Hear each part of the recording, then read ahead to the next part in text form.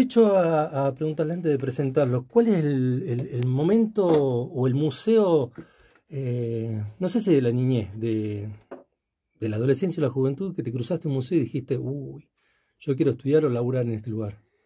Y mi historia con los museos viene hace mucho, mucho tiempo. Creo que el primero que pisé que me impactó fuerte fue el Museo de la Plata. Y al poco tiempo tuve la posibilidad, fui a los 11 años, y al poquito tiempo tuve la posibilidad de trabajar como voluntario en el Museo Paleontológico Egidio Feruglio de Trelew. Tremendo. Y ahí ya me marcó, desde los 11 años que estoy metido dentro de un museo. Nunca salí, siempre viajé por todo el país y a otros países trabajando con la museología. Y la verdad que sí, siempre supe que iba a dedicarme a eso. No sabía por dónde. Encontré la carrera de museología mucho después, Ah, porque después encontraste la sí, carrera. trabajaba como técnico, primero como voluntario, colaborador. Siempre hay mucho trabajo para hacer en los museos. Hasta que en uno de los proyectos en los que estaba trabajando viajé a la provincia de La Rioja y ahí estaban justo creando la carrera de museología y dije, bueno, esta es mi carrera. Y, y bueno, es hermosa la carrera de museología porque te abre a otras ramas, por ejemplo, archivista, la bibliotecología, las ciencias de la información, que básicamente es cómo encontrar un objeto, un Qué documento, un bueno. libro, cómo recuperarlo para que otra persona lo pueda encontrar y disfrutar también. Sebastián Pérez Parra está con nosotros. Gracias por venir Bueno, aquí a Radio Nacional Scale. Un gusto, un honor, bueno, ¿eh? bueno, muchas gracias por el espacio. Hemos venido de un fin de semana sumamente intenso con muchas No parás. actividades y bueno, es genial poder contarlo porque muchas veces uno se le complica ir, no llegó, le pasó algo y que la prensa nos acompañe para contarlo, difundir estos proyectos en los que estamos y seguir conectados de alguna manera. Mucho laburo. Llegaste, estuviste ayer en la Asociación Galesa, hoy también dando una charla y se viene otra también muy Sí, interesante. Me gustaría volver para Triqui, Seba. Vamos de sí, Triqui para adelante. ¿Cómo fue ayer en la Asociación Galesa? yo aparte de mi profesión de museólogo, hace un par de años empecé a estudiar música. Ujú. Y bueno, uno no puede separarse, como se dice, ¿no? Yo convierto los hobbies también en actividades profesionales, si se Genial. quiere. Y al estudiar música, por mi ascendencia galesa, vengo de los Parry, que llegaron en el Vesta, y tengo antepasados que vinieron en el Mimosa, me acerqué a la Asociación Galesa de Puerto Madryn. Como te comentaba, yo estuve un tiempo fuera de la provincia, soy nacido en Trelew, pero viví 8 años en La Rioja, con otros proyectos de museología y al volver me quise vincular de vuelta. Y ya con herramientas, si se quiere, a colaborar desde una profesión que tiene mucho que ver con el rescate patrimonial. Y empecé a estudiar flauta y, y bueno, quería las melodías tradicionales galesas. Y nos encontramos un poco con que no estaban de fácil acceso. Uno va a una capilla galesa y se entonan los coros y hay compilados hechos por la provincia donde te hacen un cancionero de la música coral galesa. Tenés razón. Y la provincia del Chubut tiene una impronta coral de la música cantada muy fuerte. En mi caso, yo estuve participando en coros, no fue lo mío, me gustaba más todavía lo instrumental, vengo de escuchar mucha música celta y los galeses son uno de los pueblos celtas, pero no se encuentra, no puedes ir a la disquería de la esquina y comprar algún álbum, ya no están más casi los CDs, pero en mi época no se podían conseguir. Spotify hoy en día nos da una mano, pero si uno quiere tocar una melodía en un instrumento que sea tradicional galesa, instrumental, no va a conseguir partituras en la zona. Eh, Qué buen, qué buen laburo te mandaste ahí, porque hay que meterse primero en un trabajo que no tenías muchos antecedentes o ninguno no, aquí. claro, exactamente. Yo de música poco y nada, recién ahora llevo 2 o 3 años profundizando y estudiando el tema. Pero bueno, si algo tenemos en la gestión cultural es que si hoy no sabemos una cosa hay que buscar a la gente que sabe. Entonces, en uno de los estebos que participamos, el jurado que viene de Gales a evaluar las competencias y estoy muy vinculado ahora con Trevelin porque hacen el estebo, hace poquito estuvimos, hace Claro, un mes estuvimos en Trevelin, mencionaban que los grupos de baile utilizaban la música grabada, ¿no? Un pendrive con una pista ahí. y ellos dan una danza, por ejemplo, una que se llama Funny Glen, y la bailan 3, 4, 5 grupos a la misma danza, pero con la misma canción. Entonces llega un momento que es medio aburrido, cuando en realidad podrías tener 5 versiones distintas si Muy tuvieras bueno. 5 músicos distintos. Y ahí comentaron esta problemática. de que no habían músicos para tocar música en vivo. Mirá vos, no sabía que estaba a ese nivel. Sí. El problema lo digo entre comillas, ¿no? Pero Sí, está bueno. sí. Y bueno, estudiando más el tema, me puse en contacto con algunos músicos. Pablo Pecorelli, que él venía de la música irlandesa, se pasó de bando porque él estaba trabajando en Córdoba. Y bueno, fue en la pandemia que sabemos aprovechar mucho las crisis también, una cuestión muy complicada.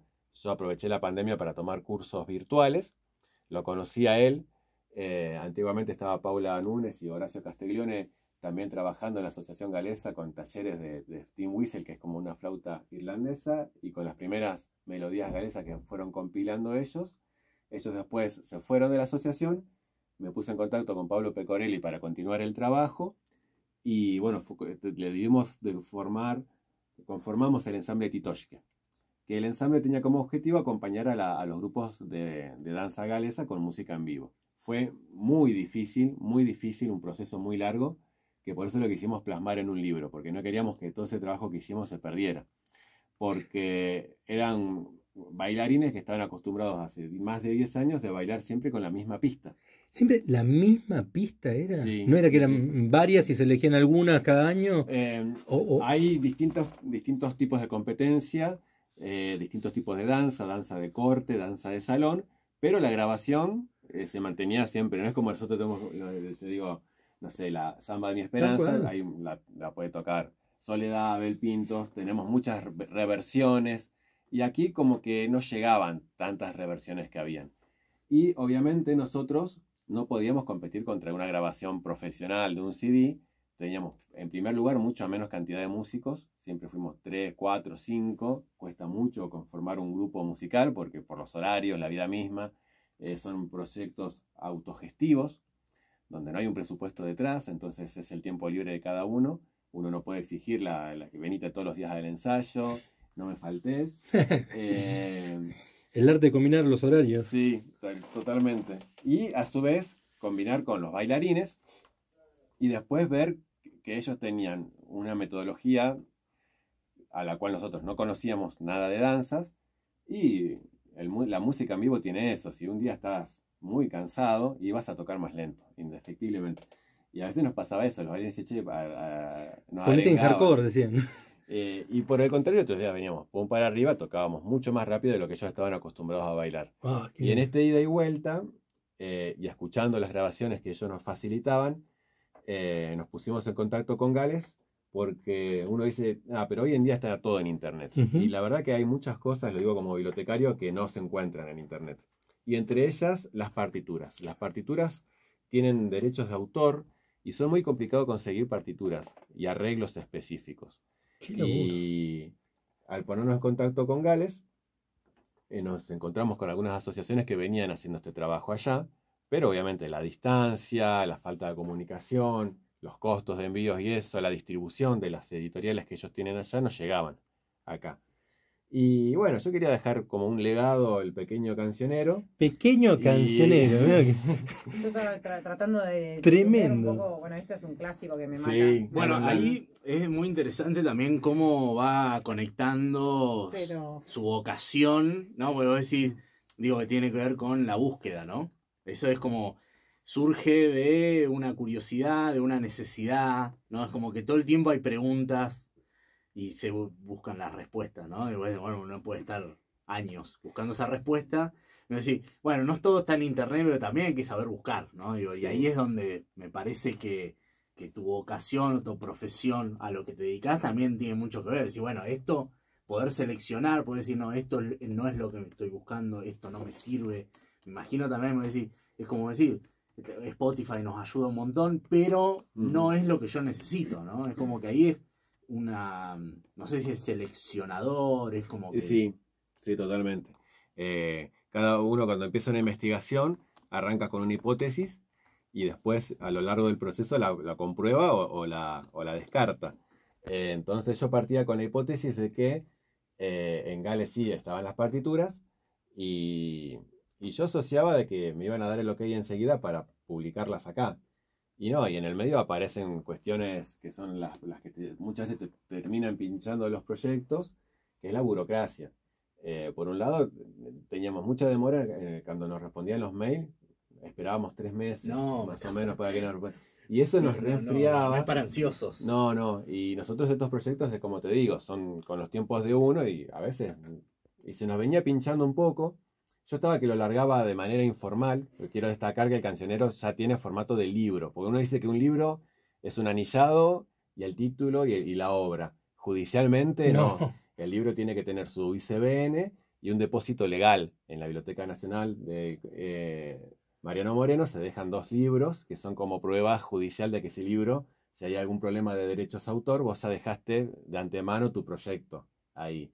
Y es un trámite que me salió 3.000 pesos. Nada, se te cobra el 0,02% de lo que el valor de cada libro que vas a vender. Y ahí, bueno, fuimos aprendiendo mucho de editorial también y del trabajo. Y antiguamente uno decía, no, yo quiero que todo el mundo, tenemos como el precepto, ¿no?, de plantar un árbol, tener un hijo y escribir un libro. Y escribir un libro uno dice, no, pero ¿quién me lo va a publicar? No hay editoriales, no se va a vender. Y hoy en día la Cámara del Libro ha dado muchas herramientas para que cualquiera escriba su libro y que tenga este valor de libro de formato aceptado legalmente y no, si no queda como un cuadernillo de notas de uno personal. Entonces el proyecto fue tomando cuerpo, sobre todo cuando nos recibimos un mail recién hace un mes, que fue lo que terminó de activar todo, de la Asociación de Folclore Galés, que nos daba el ok, ¿no? El ok definitivo diciendo, bueno, usen las partituras.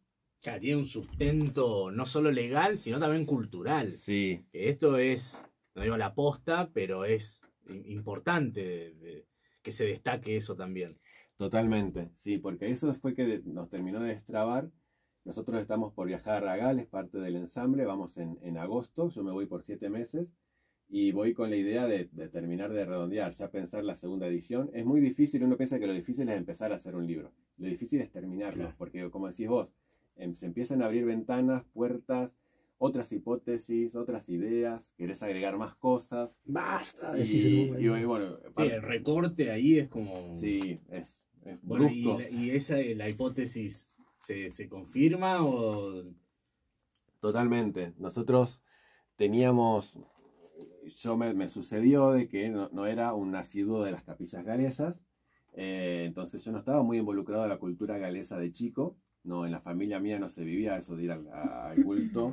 Teníamos la religión católica ya y no teníamos idea del estebo, a uno que otro los conocíamos, pero cuando escuchamos a estos jueces de Gales que nos decían, ¿por qué no hay músicos que tocan en vivo la música galesa? Y bueno, esa era la pregunta, ¿qué había pasado en el medio de que acá en Patagonia no sucedía? Y yo buscaba YouTube y veía que en Gales cada grupo de músicos tenía su grupo de bailarines y viceversa. Era como que la danza y la música iban de la mano y para nosotros no. Era el grupo de danzas y el CD. Y hablando con historiadores, que ahí fue que el libro empezó a tener un poco más de cuerpo de contexto histórico, porque me parecía interesante recuperar toda esta historia también. Nos pusimos en contacto con Fernando Coronato y Nessie Jones, que ellos coordinan el Museo del Desembarco en Puerto Madryn y son los grandes historiadores de la cultura galesa. Y ellos nos comentaron de que en la época de la gran industrialización de Reino Unido, Gales se vio un poco como tapada de cultura extranjera, de la fábrica, la chimenea y también una fuerte llegada de la iglesia protestante. Uh-huh. Y la iglesia protestante en cierto momento les prohíbe el uso de instrumentos musicales.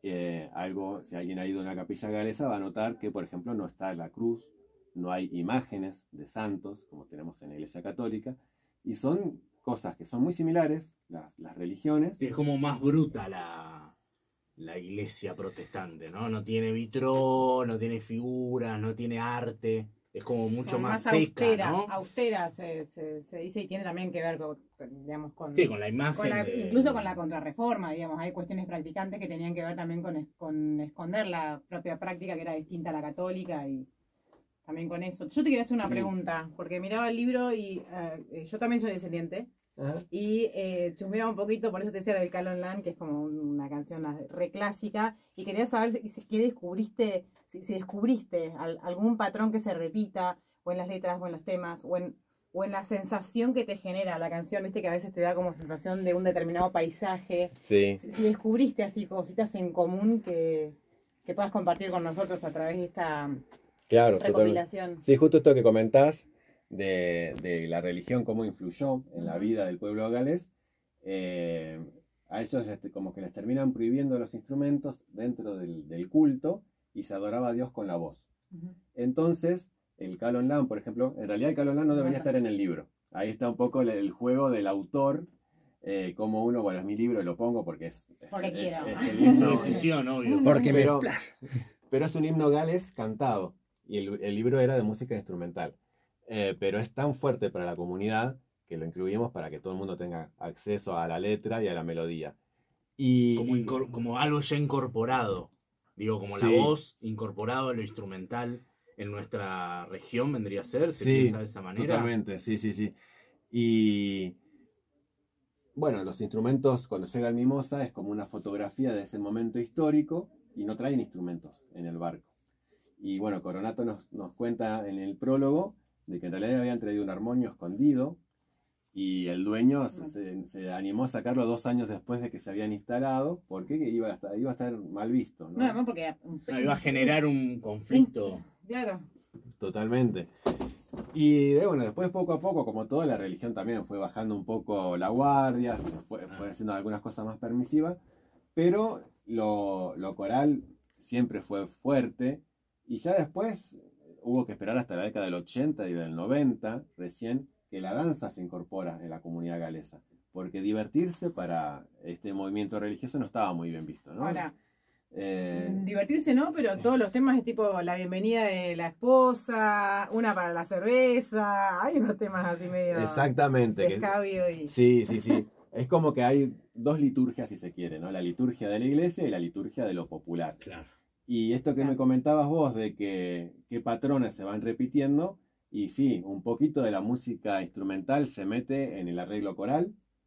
La estructura de la música es muy cuadrada, nosotros le llamamos cuadrado cuando hay patrones que se repiten y es para que los bailarines quizás no conozcan esa canción, pero la canción está compuesta de tal manera de que ellos la pueden bailar igual, claro, sin conocerla, porque tiene una estructura matemática, utilizan 4 compases de introducción, después 2 tonalidades en la misma canción.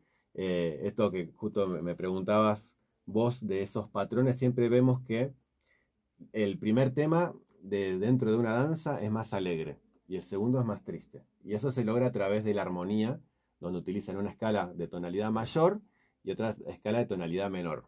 Y eso yo, estudiando un poco más del tema, era que la danza intenta representar un momento de la vida, el nacimiento y la muerte, y después se vuelve a terminar como empezó con la parte alegre.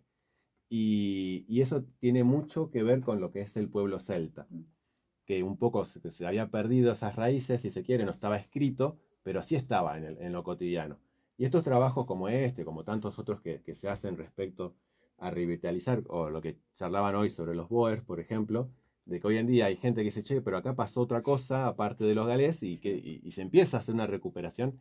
Eso está buenísimo, porque hoy en día se utilizan estas herramientas y no quiere decir que se perdió, que se murió el tema y que ya no lo podemos, yo no podría tocar esto porque desapareció de la cultura. Yo hoy decido traerlo a la mesa y espero que se copen otros músicos y que el material se distribuya, queremos que el material crezca, conseguir más avales, por ejemplo está el Instituto Nacional de la Música, que hace cancioneros similares, que nos den su aval, y todo eso va sumando para que la obra vaya teniendo mayor profesionalismo.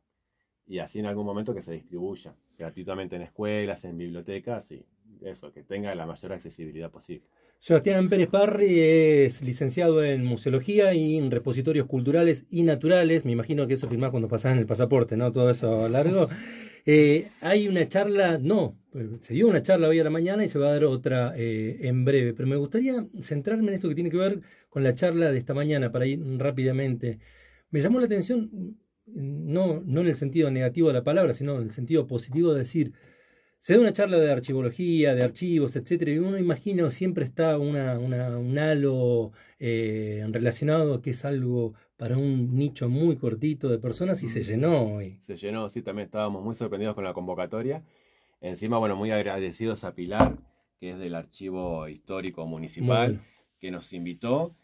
Y veníamos hace rato hablando de la posibilidad de dar un curso, pero siempre las distancias complican, generar esto de alojamiento, el combustible, hacer todo el proyecto. Se demoraba, y aprovechamos otra propuesta que después vamos a charlar un poquito más, que es lo que inauguramos a las 20, y ahí fue que hicimos el combo. Incluso si ven el libro es gracioso porque la fecha de impresión es como que el libro viene del futuro, se va a imprimir el 7 de junio, pero apuramos, le dije al imprentero, esta posibilidad que nos da la Cámara del Libro de poder nosotros imprimir nuestros propios libros, igualmente con sus derechos de autor. El libro se va a imprimir y se va a presentar en realidad en Gaiman el viernes que viene. Pero bueno, aprovechando este viaje y dijimos hay que traerlo y empezar a distribuirlo. Esta es la tapa. Contame de la tapa. La tapa... Le contamos a la gente también para que sepa que es un esqueleto de un caballo. ¿Estoy diciendo bien? Sí. No, me va a decir ahora. Sí, la cabeza, ¿no? La cabeza, claro, el cráneo, y está como decorado con unas flores, así tipo coronado en la cabeza. Bueno, y hay un ojo muy particular también que parece un broche de algo. Sí, puede ser de oro o se decora con botellas de cerveza. ¿De dónde viene? Se llama Maris Louis y... ¿La artista? El personaje, si se quiere decirlo así, ¿no? Maris Louis. Es el personaje... Casi mi nombre. Mira. ¿Seré descendiente de caballito? Es muy interesante la historia de Maris Louis porque esto era bien de la cultura pagana del pueblo celta. Me encanta. Y era un personaje que los músicos llevaban, le ponían un palo acá abajo de la base del cráneo, se ponían una tela y era como un personaje que guiaba una procesión. Bueno. Y este personaje iba golpeando las casas puerta por puerta y los músicos pedían lo que siempre pide un músico. Esto, asilo, como... no, por lo menos cerveza y pan con queso, ¿no? Y un espacio para tocar. Entonces, bueno, la comunidad a propósito le cerraba las puertas y iban los músicos en procesión hasta que en algún momento alguien les abría y ahí se juntaba toda la comunidad. Por eso la música pagana, el término pagano viene de campesino. Y los paganos era la gente de campo que manejaba la agricultura y estaban muy atentos a los ciclos de la vida. Por eso para ellos era importante el sol, el solsticio. En el libro tenemos las ilustraciones que son de Andrés Toledo Margalef. Él nos dibujó también el Stone Age, el Cromlech, los círculos de piedra, que bueno, y tenemos imágenes de los druidas, que va un poquito como esta contrapartida con lo más cristiano, si se quiere. Perdón, ¿el ilustrador es de acá también de Chubut? Andrés Toledo Margalef, tengo entendido, es nacido en Puerto Madryn, pero vivió acá cerquita. ¿No? Capaz que le suena el nombre, porque él estuvo trabajando en Epuyén, en El Hoyo. Es alucinante. El trabajo es espectacular. Sí, la verdad que le recomiendo que lo sigan en las redes. Andrés Toledo Margalef. Yo lo conocí a través de otro proyecto musical de Eduardo Carballo, que nos colaboró en el libro también. Y él tiene un estilo de dibujo que yo le digo patagónico, porque sabe captar muy bien toda la esencia de la Patagonia y en esos trazos a lápiz y lapicera que utiliza. Y bueno, por eso la obra está acompañada por más de 10 ilustraciones, algunos artículos de contexto histórico, o sea, el que no lee partitura puede encontrar también otras cosas para ver en el libro. Muy bueno. La verdad que son temas muy interesantes porque además surgen, como decía, las investigaciones a partir de lo que no hay también, ¿no? Bueno, hay música, hay danza, hay coro, pero, o ponerlo instrumental, no lo encontramos. Bueno, la verdad que es muy interesante ese trabajo histórico. Y Mauro, adelantabas que no era solo esa la actividad, sino que también se inauguró hoy una muestra en el Centro Cultural Melipal. ¿Querés contar un poquito también sobre eso? Sí, la muestra tiene que ver justo con esto del rescate. María Luisa López, ella vive en Lago Puelo. Ella es descendiente, es nieta de Juan Moretó, un ingeniero francés que vino de Francia más o menos por 1890 y consiguió trabajo en el Museo de la Plata. Más conocido miembro de la comisión que se arma desde el Museo de la Plata es Perito Moreno, que vienen aquí precisamente de la cordillera y a Patagonia a hacer el relevamiento de los límites entre Argentina y Chile, cuando en aquella época esto era territorios nacionales. Juan Moretó se enamora de la zona, no se vuelve a Francia. Participa de la comitiva con Perito Moreno. Exactamente, y un grupo también de científicos suizos, holandeses. Y bueno, en esta comisión utilizan esto, documentos, archivos. Justo recién me mencionabas de que son como nichos para muy poca gente, y esperamos que, bueno, que con el tiempo, a través de estas muestras y de este trabajo, la gente se entusiasme más, porque todo el mundo tiene en su casa algún documento antiguo y que se lo desprecia o quizás no lo cuida correctamente. Hoy en el curso de archivo de la mañana una señora nos mencionó que había prestado todos los vestidos de ella a un museo y estaban en la ventana. Yo le digo, no, en la ventana no. El sol es muy bravo, en los rayos ultravioleta, bueno, hay que poner un filtro de protector para la ventana. Y bueno, pequeños tips para que precisamente... Alucinante el laburo. Sí, gestos como este de esta familia que se contacta con el Instituto Patagónico de Ciencias Sociales y Humanas, donde trabajo en Puerto Madryn, se contacta con diciendo, bueno, ¿qué vamos a hacer con esto? Son documentos que los tiene la familia hace más de 100 años y queremos que se pongan en valor. Entonces ahí triangulamos la disciplina archivística, donde se hace una recuperación de los documentos, se estabilizan, se digitalizan para que sean de acceso abierto. Y después la parte museológica es, bueno, con toda esa información, ¿cómo la transmitimos a la comunidad? Si no queda... Como sí, que sea interesante al público, ¿no? Decir, bueno, ¿qué nos gusta o qué nos atrae de eso, ¿no? Totalmente. Y bueno, y la muestra es muy linda, ya está montada. A las 20 horas es la inauguración oficial, pero ya está lista si alguien se quiere arrimar a verla en el Melipal. Trajimos todas reproducciones, pero precisamente para cuidar los bienes originales. Más de 20 fotografías de lo que era la puesta de los hitos en la cordillera. Imagínense en el trabajo, hace 100 años sin camino, me costó venir a mí, que vinimos con yo me imagino en esa época cruzar desde Madryn hasta acá, a lomo de mula, con los hitos que son torres de hierro que todavía están puestas, marcando los límites, y un instrumental, no como hoy que en un celular te entra todo. Un GPS, todo cargado. Las fotografías ellos utilizaban cámaras es gracioso porque tienen una mini cámara que era como el boom de la época, o la mini cámara tiene este tamaño. Como una caja de zapatos, más o menos, ¿no? Es muy grande. Hay que dejar que entre la luz, que hay que darle tiempo de exposición, ¿no? Que no tiene obturador como la foto común, ¿no? Exactamente. Y estampas sobre negativo de vidrio. Y eso también, cómo lo trasladaban para que no se rompa. Y todo ese material la familia lo atesoró, si bien se fue disgregando un poco el fondo, porque esto obviamente sucede. La familia cada vez va creciendo más y a uno le gustaban las fotos, a otro le gustaban los objetos, a otro se llevaban las cartas, pero todos lo protegieron. Y cuando empezamos con este proceso de rescate, los otros objetos que estaban un poco dispersos, incluso él tenía familia en Francia, gente de Francia nos mandó las cartas que él enviaba para Francia, nos mandó la digitalización para saber qué comunicación. Fechas, ¿no? Me imagino también lugares, fechas. Totalmente. Y nos fueron dando el contexto, ¿no? Cada vez más grande. Con eso también publicamos un libro, lamentablemente ya se agotó, fue muy exitoso y esperamos, bueno, hacer las gestiones para poder volver. ¿Cómo se llama el libro? Perdón, Juan Moretó, Instrumental Científico. Y... ¿Se lo puede conseguir en la librería acá de Macayo? Se le agotó. Se le agotó. Bueno. Lo tuvo, vendió todo. Buena data, buena noticia eso que se haya vendido todo. Sí, porque no, se vendió como más rápido acá que del lado del mar donde estamos nosotros. Y suponemos que es porque queda muy firme el rol de la Comisión de Límites aquí en la cordillera, que quizás en el valle tanto no lo asociamos, pero hace poquito estuvo la celebración del plebiscito.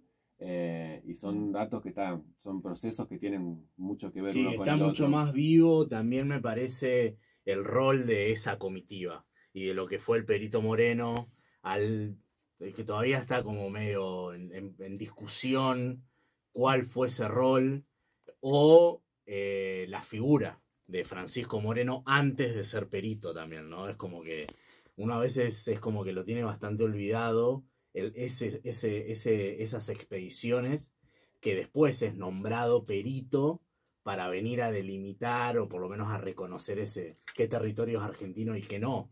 ¿No? Me parece que es sumamente valioso poner en valor toda esa información. Me resulta muy interesante. Totalmente, la verdad que fue un proceso muy lindo y con respecto a la figura quizás emblemática de Perito Moreno y su rol con los pueblos indígenas, nosotros sabemos que desde el Museo de la Plata habían a muchas personas de los pueblos originarios, se las llevaban prisioneras y eran exhibidos en el mismo museo de La Plata. Entonces nosotros también a la hora de trabajar no podemos como esconder esos datos debajo de la alfombra, pero sí hacer lo más objetivamente posible. Sabemos que es imposible la objetividad pura, pero tratar de contar todo el fragmento completo de la historia, reconocer estas atrocidades que se cometieron y también poner en valor el rol de lo que podemos llamar los peones de estas comisiones, donde ellos hoy en día damos una vuelta por Esquel y vemos todos los nombres de los más reconocidos, Perito Moreno, pero ¿quién lo ayudaba a Perito Moreno cuando hacía frío? Le llevaba las cosas, este instrumental pesadísimo, ¿quién lo transportaba? ¿Cómo llegaron acá a la cordillera? Con esto mismo. O sea, yo la primera vez que vine a Esquel, ya me daba un poco de vergüenza decirlo, porque todos se me ríen, pero tenía que volver para Puerto Madryn y terminé en Gobernador Costa. Pasé de largo, no vi el cartel muy chiquitito, hice 200 kilómetros de más y no estaba muy bien señalizado. Y ahí en esa época vos te perdías un par de millas y te quedabas sin comida en el medio de la nada. Y ahí los pueblos originarios auspiciaron ellos, ayudaron mucho a estas comisiones y generaban toda la logística, les brindaban asilo, alimentos. Y nosotros lo podemos ver en las fotos de Moretó, por eso la muestra se llama Juan Moretó a través de su lente, como él tomó las fotografías y son fotografías naturales, no del prócer y la comitiva. Él se autorretrata barbudo, con la ropa de campo, todo lleno de barro. Tiene muchas fotos con distintos miembros importantes de distintas comunidades aborígenes. Tenemos una foto que está con el cacique Canquel, y que Canquel era un político de la época y manejaba muchos idiomas, hablaba galés, inglés, castellano, y tenían ellos un contacto mucho más amigable que otras partes sí más oscuras de la historia de la conformación de los territorios nacionales y de la provincia del Chubut. Así que los esperamos a las 20 para que se den una vuelta y charlar un poco más de esto. Igual la muestra queda. Sí, hasta el 26 de junio. Bien, bárbaro. Sí, perdón. Un chistecito, un chascarrillo. ¿Es casual los dos temas con el apellido de la familia? No, los encontré y que tienen que ir. Esto nos está marcando justo dos partituras de Parry Song y el Vals de Parry. Que esto es lo que les digo. Por eso está bueno leer muchos libros, no lean a un solo autor, porque siempre hay una bajada de línea política y tendenciosa y no hay una objetividad plena. Así que yo vi los nombres de mi familia en esas canciones y que los pongo. No las toqué, estas melodías no las hicimos todavía. No deben ser muy conocidas porque las encontré de un cancionero de Gales y aquí en la zona no se han tocado todavía. Así que el libro tiene más de 100 partituras y esperamos nosotros como ensamble poder seguir estudiándolo. Es una herramienta de trabajo para nosotros y después esto queda abierta la segunda edición, la tercera, para seguir complementándolo todo. Sebastián, ya que no hiciste nada en estos 2 días, tengo que levantar una bolsa de papa para un camión.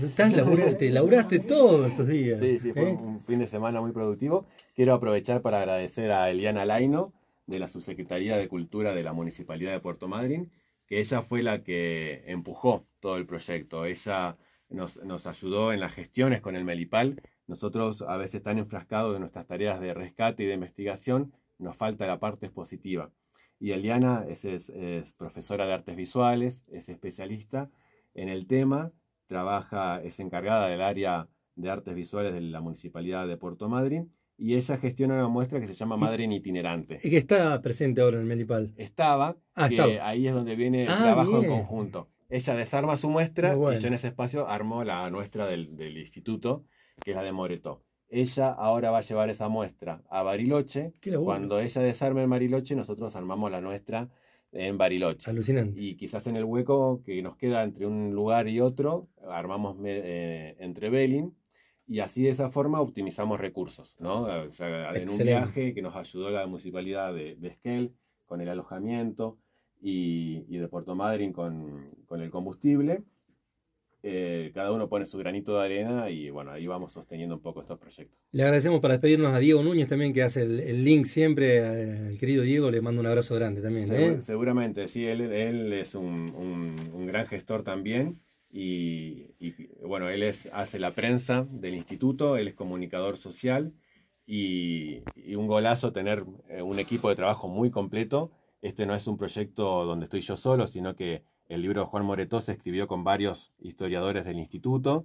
El director del instituto se llama Julio Besú, que él nos autorizó a hacer este proyecto de traer la muestra para este lado. Siempre fue la idea que la muestra sea itinerante y que él le pone mucha energía a la vinculación, ¿no? Que muchas veces las instituciones están carentes de esto, de trabajo colaborativo, y a veces una tiene algún recurso un poquito más que la otra, o se pueden compartir recursos. Y esperamos, hoy fue todo un proceso de diagnóstico, el curso de archivo que dimos a la mañana, de ver esto, de que había mucha gente interesada y de que hay muchos documentos en Esquel. Y mucha gente cuando se iban soltando en el curso decían, yo tengo en mi casa documentos de más de 100 años, tengo las cartas de mi bisabuelo, y eso para los historiadores es muy valioso. Así que esperamos ahora ya venir la próxima vez con más tiempo, con más recursos para poder decir, bueno, nos alojamos una semana, venimos con más profesionales. En mi instituto trabaja un equipo muy, muy grande, no quiero olvidarme de nadie, pero Ivana González Bagur, que ella hace la parte informática, la muestra de Moretó está virtual. Si recorren la página del instituto, IPCCH CONICET, pueden encontrar la muestra virtualizada. Historiadores, hoy Verónica Domínguez fue mi nexo con la gente del archivo histórico.